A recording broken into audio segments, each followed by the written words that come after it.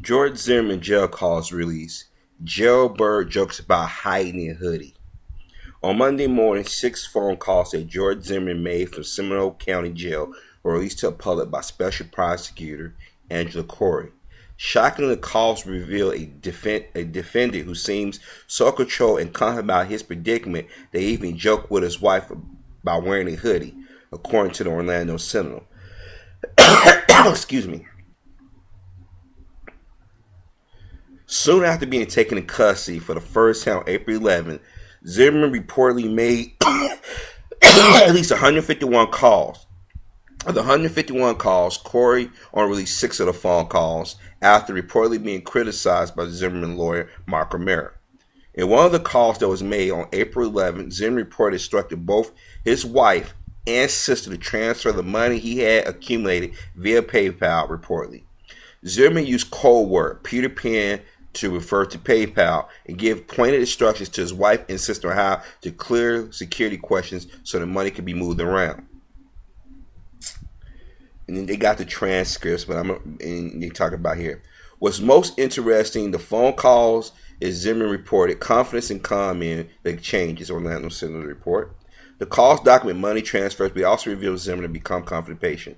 Neither he nor his wife say anything angry or ugly or racist. They make no reference to Trayvon Martin or the criminal charges he's faced, second-degree murder. At the news of that his website has crashed because so many people have donated money to his site, Zimmerman reporters say, "Oh man, that feels good." What, ex-his wife? That there are people in America that care, he says. "Yeah, they do," she answered. "Trust me." And boy, after what happened yesterday, so many people, your website keep crashing. With both Zimmerman and his wife, Shelley, pleased at the level of support they are receiving, Shelley tells her husband after the ordeal is over, "You will have a great life. After all this over, you're going to be able to have a great life." "We will?" "Yeah, we will." Most upsetting, though, is that he and his wife discuss security. While explaining that the safety procedures should be once he released from bail, Zimmerman says, "We could have 2 cars, we could have 2 rented cars." When the wife prods further about how he would hide himself in the vehicle, Zimmerman responds, "Well, I have a hoodie. I have my hoodie." Right?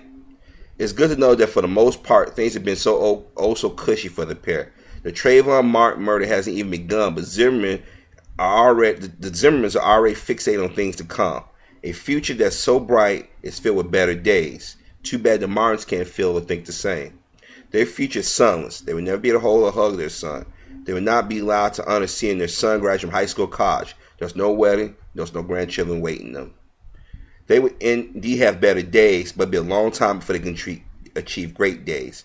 George Zimmerman is ever so relaxed and cocksure on both his current predicament and future that he can joke about hiding in his hoodie. Chuckle, chuckle. I hope that they never let Zimmerman out of jail for taking Trayvon's young life. I hope that for once, justice can be served in this case, with Zimmerman serving the maximum sentence for his racial profiling.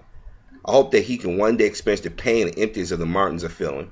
Time will tell how lying to the court during the initial bond hearing in their finances, the number of passports Zimmerman has plays out in trial. I'm sure his life isn't so sweet now that Zimmerman is back behind bars and his wife has been charged with perjury. With hope, these developments will take these two one step closer to justice. I'm watching and waiting. Listen to the Zimmerman phone calls here. I'm not going to play them. I'll let you guys go out there and listen to them yourself. I played them, and I'm going to just be honest with you.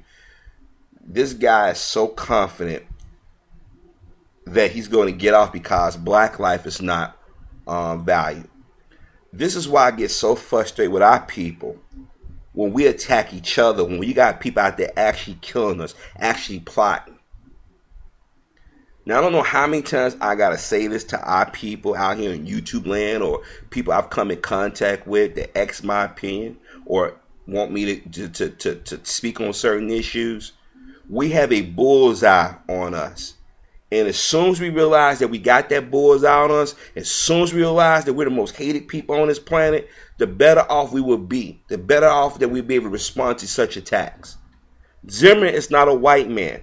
I don't know why y'all keep saying that, okay? He is not white. He is a man of color. Just because daddy is a so-called Jew doesn't mean that Zimmerman is Jewish. No matter what picture you look at Zimmerman look like a man of color. And by his attitude, his mindset, I guarantee you how he was raised in his home. He went and found him a white woman that shared his mindset, his beliefs. You cracking about wearing a hoodie after you killed. Boy, I tell you something. That right there should be the smoking gun. I can hide with a hoodie. Come on, man. What kind of shit is that? See, I don't wish no ill will of anybody, but when you hear stuff like that, and then you got people donating money to this bastard, and then making jokes about that little boy, this shit burns you up. Now I keep telling y'all, you know, when everybody's saying, oh, the new Black Panther Party shit been down there. This is the reason why they was down there. These bastards are killing our people wholesale. And they doing it up here in Chicago, and they always trying to make it off that the blacks are doing all this. Come on, man.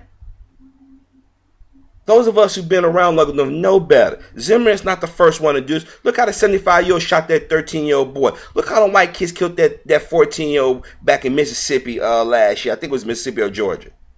Look how them teenagers killed that 45-year-old black man. Look how little girls are being kidnapped and raped and murdered. Look how women are being raped, murdered. I mean, and we sit here and we are here jaw-jacking with each other on YouTube or in society or defending people calling us out of our name. Like I said, we got too many fucking battles we got to fight for us to be out here cooning and buffooning. For us to be handkerchief heads or sambos. If you like the video, vote up. If you don't, vote down. Leave your comments.